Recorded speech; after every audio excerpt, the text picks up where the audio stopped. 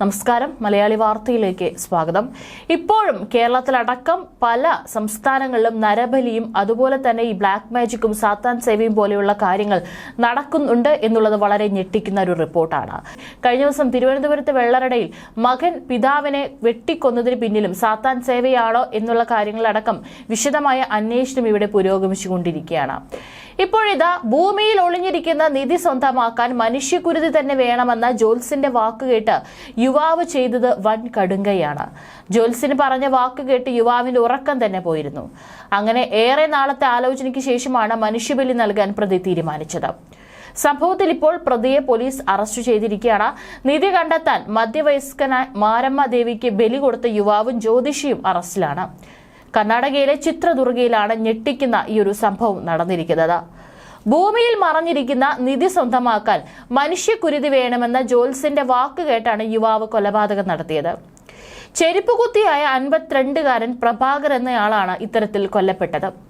സംഭവത്തിൽ ആന്ധ്ര സ്വദേശിയായ ആനന്ദ് റെഡ്ഡി എന്ന യുവാവിനെയും ഇയാളോട് മനുഷ്യബലി കഴിക്കാൻ നിർദ്ദേശിച്ച ജോൽസൻ രാമകൃഷ്ണനെയും പോലീസ് പിടികൂടി.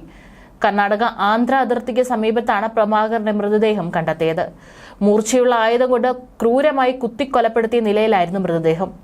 തുടർന്ന് നടത്തിയ അന്വേഷണത്തിലാണ് നരബലിയെക്കുറിച്ചുള്ള വിവരങ്ങൾ പുറത്താവുന്നതും ആനന്ദ് റെഡ്ഡിയും രാമകൃഷ്ണയും അറസ്റ്റിലാകുന്നതും. ഹോട്ടലിൽ പാചക തൊഴിലാളിയായിരുന്ന ആനന്ദ് ജോൽസിന്റെ വാക്ക് കേട്ടാണ് പ്രഭാകരനെ കൊലപ്പെടുത്തിയതെന്ന് പോലീസ് പറഞ്ഞു. ചിത്രദുർഗയിലെ ചില്ലങ്കേര ബസ് സ്റ്റോപ്പിൽ ചെരുപ്പുകൾ തുന്നുന്ന ആളായിരുന്നു പ്രഭാകർ. ആനന്ദ് റെഡ്ഡി കടുത്ത സാമ്പത്തിക പ്രതിസന്ധിയിലായിരുന്നുവെന്ന് പോലീസിന്റെ അന്വേഷണത്തിൽ കണ്ടെത്തിയിട്ടുണ്ട്. സാമ്പത്തിക ഞെരുക്കം മാറാൻ വഴി തേടിയാണ് ആനന്ദ് ജോൽസിനായി രാമകൃഷ്ണയുടെ അടുത്തെത്തുന്നത്. പരശുരാംപുരയിൽ നിധിയുണ്ടെന്നും അത് സ്വന്തമാക്കാൻ നരബലി നടത്തിയാൽ മതിയെന്നും ജോൽസൻ പറഞ്ഞു. മനുഷ്യകുരുതി നടത്തി ആ രക്തം മാരമ്മയ്ക്ക് സമർപ്പിച്ചാൽ അത് സ്വർണമായി തിരികെ ലഭിക്കുമെന്നായിരുന്നു രാമകൃഷ്ണ ആനന്ദിനെ വിശ്വസിപ്പിച്ചതും. ഇതോടെ ആനന്ദ് നരബലി നടത്താനായി ആളെ കണ്ടെത്താൻ അന്വേഷണം ആരംഭിച്ചു. അങ്ങനെ ചില്ലങ്കേര ബസ് സ്റ്റോപ്പിൽ ചെരുപ്പുകുത്തിയായിരുന്ന പ്രഭാകരനെ ആനന്ദ് നോട്ടമിടുന്നത്. പിന്നീട് ഇയാളെ എങ്ങനെ ട്രാപ്പിലാക്കുമെന്ന ചിന്തയിലായി. ഒടുവിൽ സംഭവ ദിവസം രാത്രി ജോലി കഴിഞ്ഞ് വീട്ടിലേക്ക് പോകാൻ ഒരുങ്ങിയ പ്രഭാകരനോട് താൻ ബൈക്കിൽ വീട്ടിലേക്ക് ഇറക്കാമെന്ന് ആനന്ദ് പറഞ്ഞു. പിന്നീട് ആളൊഴിഞ്ഞ സ്ഥലത്തേക്ക് പ്രഭാകരനെ എത്തിച്ചു. വാഹനത്തിന്റെ പെട്രോൾ തീർന്നെന്ന് പറഞ്ഞ് ആനന്ദ് പ്രഭാകരനെ ബൈക്കിൽ നിന്നും ഇറക്കി. തുടർന്ന് കൈവശം സൂക്ഷിച്ചിരുന്ന മൂർച്ചയുള്ള ആയുധം കൊണ്ട് നിരവധി തവണ പ്രഭാകരനെ കുത്തിക്കൊലപ്പെടുത്തുകയായിരുന്നു. ശസ്ത്രക്രിയയ്ക്കായി ഉപയോഗിക്കുന്നത് പോലെയുള്ള മൂർച്ചയുള്ള കത്തിയാണ് പ്രതി കൊലപാതകത്തിന് ഉപയോഗിച്ചതെന്ന് പോലീസ് കണ്ടെത്തി. കൊലപാതകത്തിന് ശേഷം നരബലിക്ക് ആളെ കിട്ടിയെന്ന് പ്രതി ജോൽസിനെ ഫോണിൽ വിളിച്ച് അറിയിച്ചതായും പോലീസ് വ്യക്തമാക്കി.